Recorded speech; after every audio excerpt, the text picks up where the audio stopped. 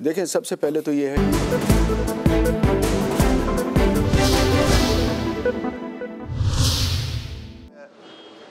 उस तक पहुंचना चाहिए और उसे सज़ा मिलनी चाहिए। लेकिन अगर ये टेप सच्ची हैं तो ये पाकिस्तान की अदालत आलिया, अदालत उज़्मा, हमारी सुप्रीम कोर्ट, उसके ऊपर एक बहुत बड़ा धब्बा साबित हो सकती है। पाकिस्तान में आज जिन हालात से हम गुज़र रहे हैं, मैं बग़ैर की डर खौफ के कह सकता हूँ कि पाकिस्तान की मौजूदा सूरत हाल की बुनियाद 2017 में तब रखी गई जब नवाज़ शरीफ साहब को एक बेबुनियाद और फर्जी कहानी के ऊपर नाअहल करार दिया गया। मैं फर्जी कहानी इसलिए कह रहा हूँ कि दुनिया में कभी ऐसा नहीं हुआ कि आपके ख़िलाफ़ मुकदमा जो है वो किसी और जुर्म में चलाया जाए, ट्रायल किसी और जुर्म में हो और आपको सज़ा जो है वो किसी एक बेबुनियाद चीज़ के ऊपर सोच के दे दी जाए। 2013 में पाकिस्तान आज जैसे हालात में ही तकरीबन घिरा हुआ था। महंगाई बेकाबू थी, मुल्क में हर रोज़ खुदकुश बमबार फटता था, मुल्क 16-18 घंटे अंधेरों में डूबा हुआ था।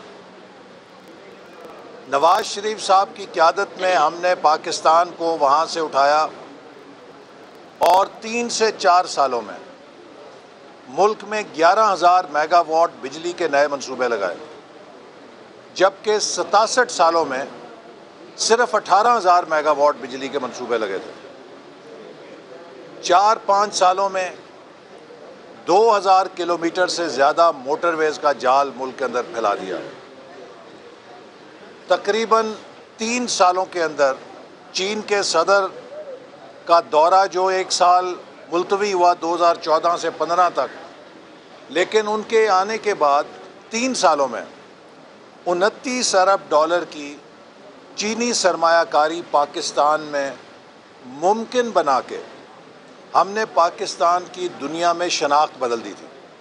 वो मुल्क जिसे दहशत गर्दी की अमाजगाह करार दिया जाता था, उसे अरबों डॉलर की सरमायाकारी की अमाजगाह करार दिया जाने लगा। अमेरिका, जापान, यूरोप, सब के सफ़ीर हमारे साथ मिलकर एक ही मुतालबा करते थे कि हमारे मुल्क की कंपनियां पाकिस्तान में CPEC के साथ कैसे इश्तराक कर सकती हैं। 2017-18 में पूरी दुनिया से पाकिस्तान की तरफ वापस आना शुरू हो गए थे कि हम कहीं इस एक्शन में पीछे ना रह जाएं कि मुल्क अब सिमत पे चल पड़ा है, मुल्क को डायरेक्शन मिल गई है, इसकी पुश्त के ऊपर CPEC जैसा बड़ा इंजन चल रहा है और अब पाकिस्तान टेक ऑफ करने लगा है। और अभी आपको बताएं कि सुप्रीम कोर्ट के बाहर वफाकी वजीर एहसन इकबाल मीडिया से गुफ्तगू कर रहे हैं और दूसरी जानिब सेनेट इजलास जारी है। आजम नज़ीर ताड़र इजहार ख्याल कर रहे हैं। रहने के लिए आइन तोड़ा गया और सुप्रीम कोर्ट ने कहा कि आइन तोड़ा है, और उन्होंने कहा कि हमें दुख के साथ ये लिखना पड़ रहा है कि स्पीकर, डिप्टी स्पीकर जो कि गैर जानिबदार होते हैं, उन्होंने एक शख्स की कुर्सी बचाने के लिए पूरी नेशनल असम्बली डिसॉल्व कर दी। आपके मुंह पे कालिक मली है, किसी और के नहीं है। तारीख को दुरुस्त पढ़ा करें और तारीख में रहा करें, तारीख किसी को माफ़ नहीं करेगी।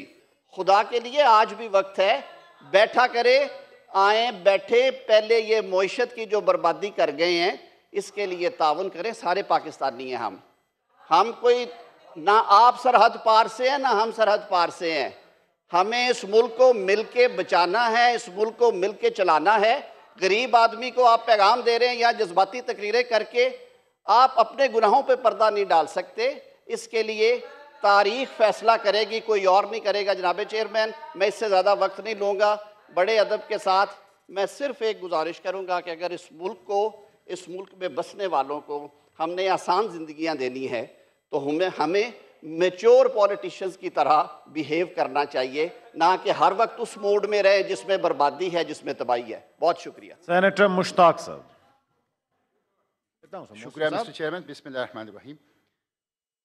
मिस्टर चेयरमैन, मेरे हाथ में ये फाइनेंस सप्लीमेंट्री बिल है, बजट, कि जब चीफ जस्टिस की बरतरफी का केस चला तो जस्टिस रमदे साहब की क़यादत में 11 रुकनी बेंच था।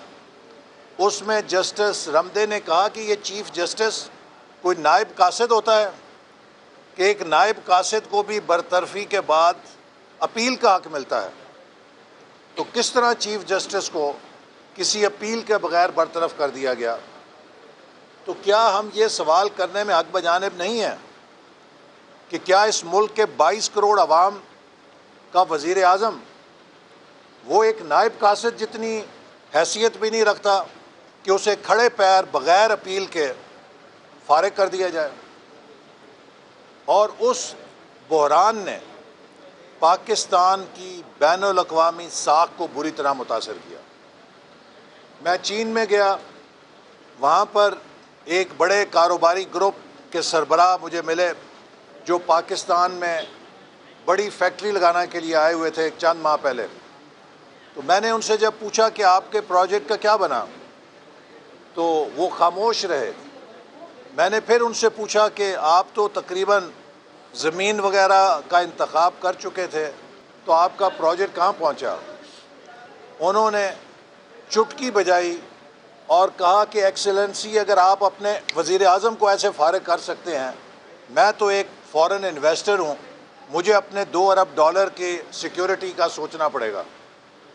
तो हमें अंदाज़ा नहीं होता कि हम इस किस्म के जो नाटक खेलते हैं उनसे मुल्क की बैनुल अक़वामी साख पे क्या नुकसान पहुँचता है। इसी तरह पाकिस्तान को अल्लाह ताला ने कॉपर और सोने के ज़खायर से माला माल किया, अरबों डॉलर की हमें दौलत दी। दुनिया की वाहिद मिसाल पाकिस्तान है कि जहाँ पे उस ज़ख़ीरे से हमने $1 नहीं कमाया, 9 अरब डॉलर का फंदा आर्बिट्रेशन में अपने गले में डाल दिया। ऐसी मिसालें आपको दुनिया में कहीं नहीं मिलती। अभी हमने पिछले 4 सालों में कैदें काटी, सऊबतें काटी, और हमारे ख़िलाफ़ एक शख्स इमरान खान जिसका नाम है, उसने झूठे मुकदमे बनाए। चूँकि हर मुकदमा महीनों महीनों चल के बिल आखिर झूठा साबित हुआ, लेकिन हमें उन झूठे मुकदमों में इंसाफ लेने के लिए महीनों महीनों इंतज़ार करना पड़ा। और आज पीटीआई के लोग किसी मुकदमे में गिरफ्तार होते हैं, दिनों में उनकी ज़मानत मिल जाती है। काश के इंसाफ की ये रफ्तार उस दौर में भी होती जब हमारे ख़िलाफ़ झूठे मुकदमे चल रहे थे। लेकिन शायद आज अदलिया आज़ाद है, चूँकि हम अदलिया को मैनिपुलेट नहीं कर रहे, और उस वक्त अदलिया आज़ाद नहीं थी फ़ैसले करने में। मैं उसकी एक मिसाल देता हूँ, और मेरा ये सवाल सुप्रीम कोर्ट से है। मैं पाकिस्तान का एक शहरी भी हूँ, मैं पाकिस्तान की पार्लियामेंट का रुकन भी हूँ, और मोहतरम जज साहिबान हमसे भी सवाल करते हैं, तो मैं भी अदब के साथ बहुत दस्त बदस्ता आज तक ये सवाल बार बार पूछ चुका हूँ, मुझे इसका जवाब नहीं मिला, और मुझे खुशी होगी कि अगर इसका जवाब मिल सके। इमरान नियाज़ी ने पंजाब के बल्दियाती इदारों को गैर आइनी तौर पे बरतरफ किया। भला हो जस्टिस काजी फायज़ ईसा का कि 1 साल धक्के खाने के बाद उन्होंने इस केस का नोटिस लिया, इसकी समाअत शुरू हुई। चीफ जस्टिस गुलजार साहब की क़यादत में 2-3 रुकनी बेंच ने पंजाब के बल्दियाती इदारों को बहाल किया। 7 महीने तक उस्मान बुज़दार और इमरान नियाज़ी सुप्रीम कोर्ट के फ़ैसले के साथ फुटबॉल खेलता रहा, अपने पैरों के नीचे मसलता रहा। इतनी बेतौकीरी मजिस्ट्रेट दफ़ा 30 या कोई सिविल जज या लोअर कोर्ट का जज जो है वो भी अपने फैसले की बेतौकीरी पे इस तरह आंखें नहीं बंद करता। 7 महीने तक सुप्रीम कोर्ट ने इमरान न्याजी और उस्मान बुज़दार की इस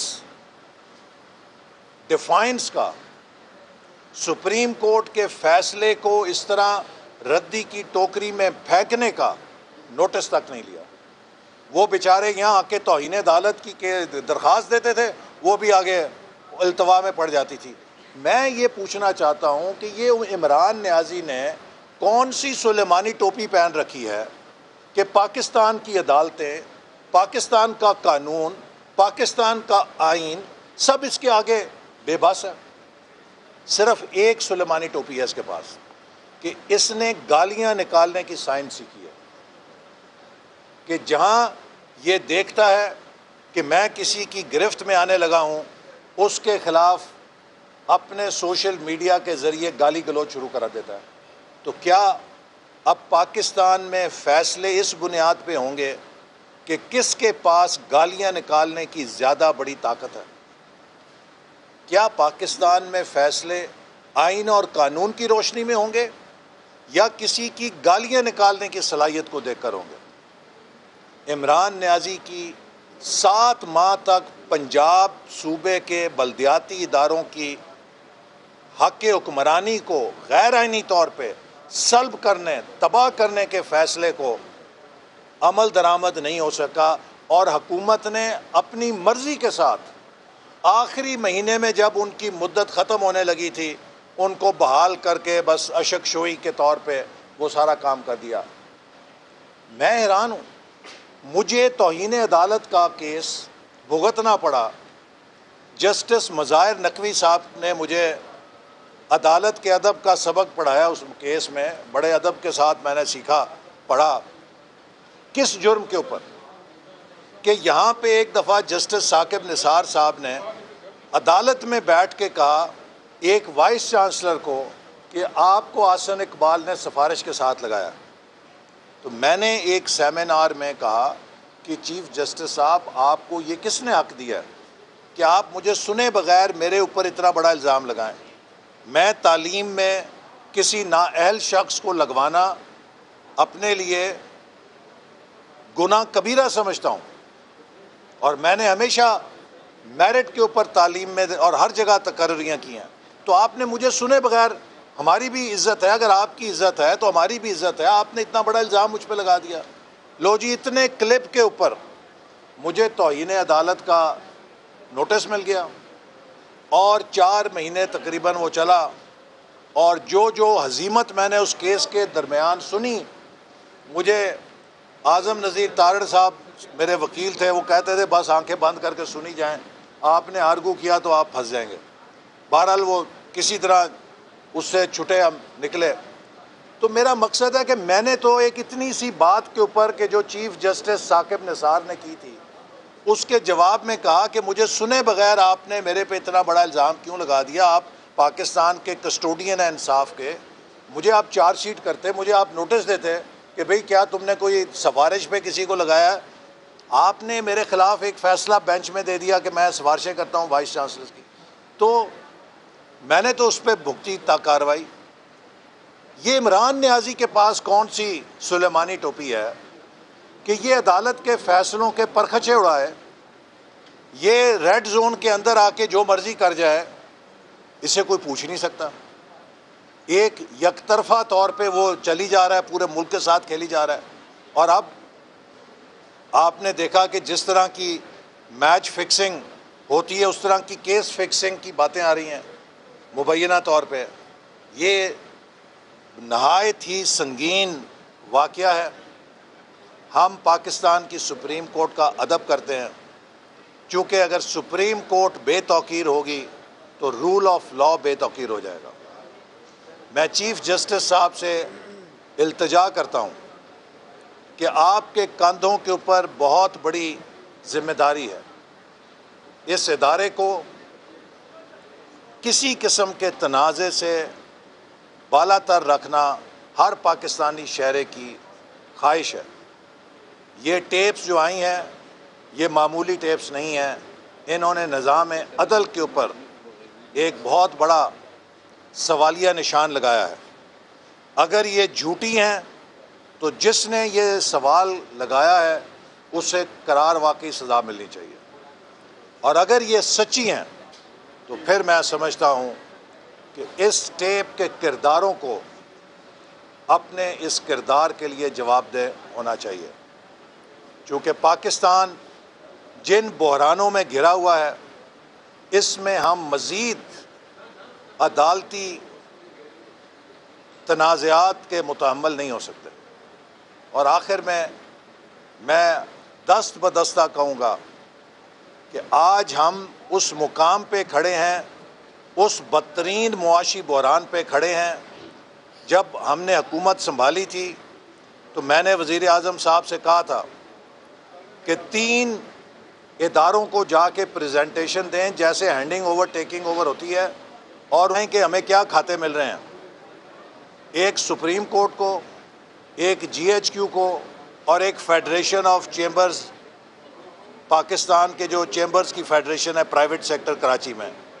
तो मैंने उस वक्त इन्हें तजवीज़ दी थी कि इन तीनों को जाके ये प्रेजेंटेशन ज़रूर दें कि हमें क्या अकाउंट्स मिल रहे हैं और अगले 2 सालों में इस मुल्क के क्या हालात होंगे इन अकाउंट्स के नतीजे में।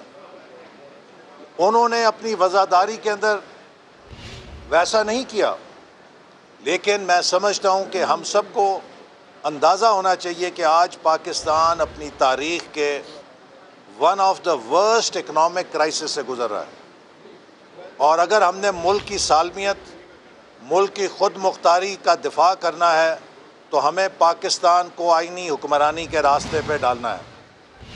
पाकिस्तान के तमाम स्टेक होल्डर्स को, सियासतदान, इस्टेब्लिशमेंट, अदलिया और ब्यूरोक्रेसी, सबको अपने अपने किरदार का जायज़ा लेना चाहिए और सबको आइन के मुताबिक अपना किरदार अदा करना चाहिए। अपनी पसंद नापसंद से बालातर होकर किरदार अदा करना चाहिए। हमारी पसंद का महवर सिर्फ ये मुल्क पाकिस्तान होना चाहिए। आज बदकिस्मती है कि वो शख्स इल्ज़ाम तराशियाँ कर रहा है जो पाकिस्तान को इस मुकाम पे पहुँचाने के काबिल है, कि लायक है, ज़िम्मेदार है। मुझे अफसोस से कहना पड़ता है कि हमारे बाज़ पढ़े लिखे जजों ने और जर्नैलों ने इस नाअहल और ना तजुर्बेकार शख्स को पाकिस्तान के ऊपर मुसल्लत किया। अपनी 40-50 लाख की गाड़ी के ऊपर तो वो अनट्रेन ड्राइवर नहीं बिठाएंगे। पाकिस्तान का कोई जर्नल या जज या कोई शहरी अपनी 40-50 लाख की गाड़ी की चाबी किसी ऐसे शख्स को नहीं देगा जिसने ज़िंदगी में कभी गाड़ी ना चलाई हो। लेकिन इस मुल्क की चाबियां एक ऐसे शख्स के हाथ में दे दी गईं जिसने कभी यूनियन काउंसिल नहीं चलाई थी। जैसे एक अनट्रेन्ड ड्राइवर गाड़ी का एक्सीडेंट करता है, अपना सिर भी फाड़ता है और गाड़ी भी चिकनाचूर करता है, आज इमरान नियाज़ी भी अपना सिर फाड़ के बैठा है और इस गाड़ी का भी चिकनाचूर करके हमारे हवाले कर गया।